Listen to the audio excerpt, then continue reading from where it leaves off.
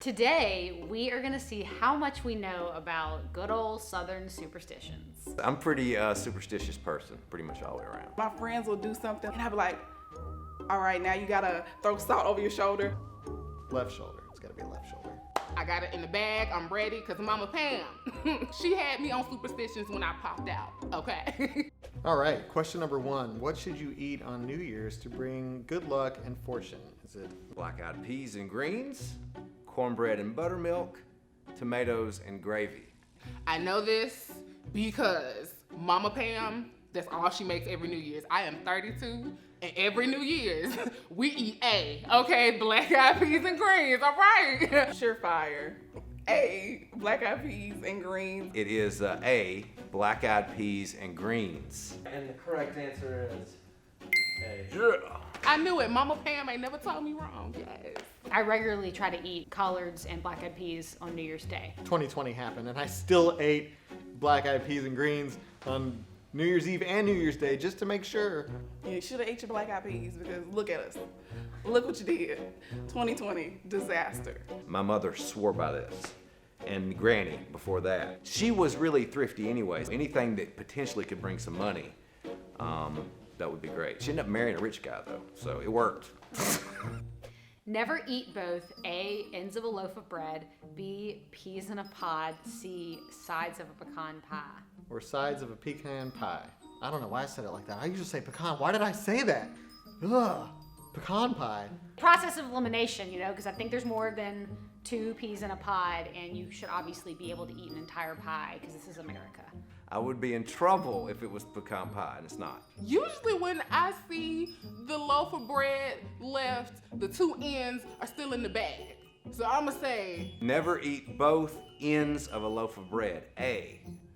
Oh, and she got it. And that was just a guess, y'all. If you eat both ends of a loaf of bread, then you won't be able to make ends meet. so if you don't have the 2 end pieces there, it dries the bread out, okay? So if the bread is dry and it stales quicker, then you gotta go through more bread and spend more money because you can eat stale bread, honey. I ain't gonna tell nobody, that's your business. I'm gonna tell you something right now.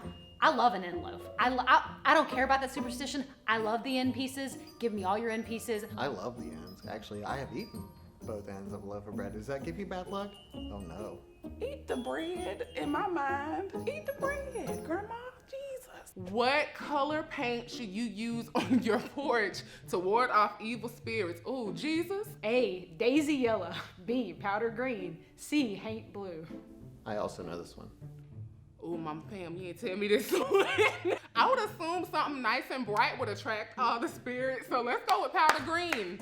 Final answer. I'm gonna go with A, daisy yellow. One of my illustrious coworkers actually made a video about this, and that is actually what taught me about this whole thing called Haint blue.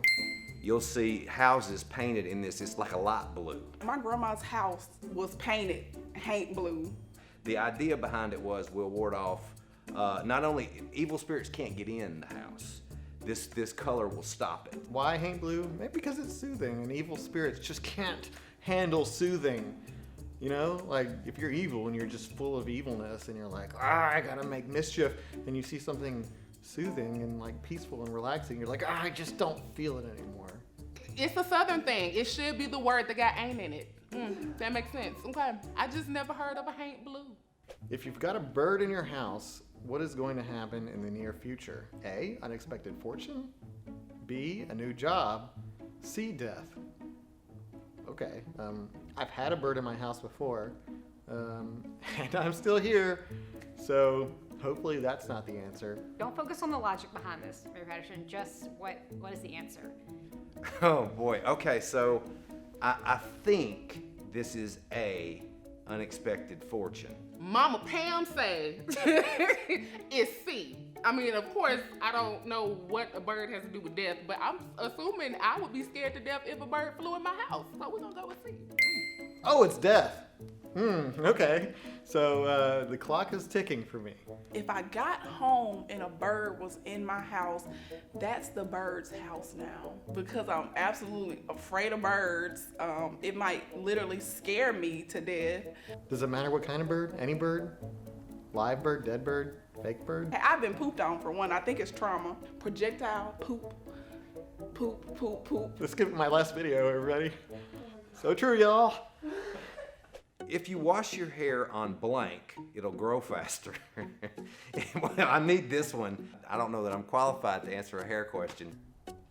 Ooh, girl, I wear wigs, so I don't know. Hottest day of August? I mean, how do you even pick that? A whole month's a real scorcher, y'all. The hottest day of August can't be because heat brings no good things. I don't know, I feel like there's something romantic and whimsical about the first rain of May. I'm gonna go the first rain of May because it sounds superstition-y. April showers bring May flowers, so that maybe it got something to do with that. I am gonna say B, the first rain of May.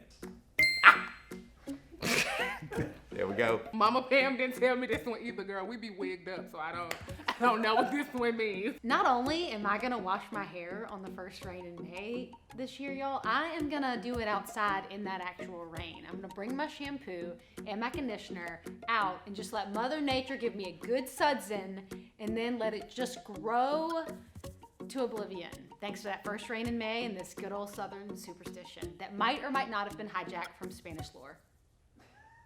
How do you catch evil spirits so they can't get into your house? Is it baking soda under your porch, glass bottles in a tree, or mousetraps in the cupboards? That sounds like you got a whole nother problem if you got mouse traps in the cupboards.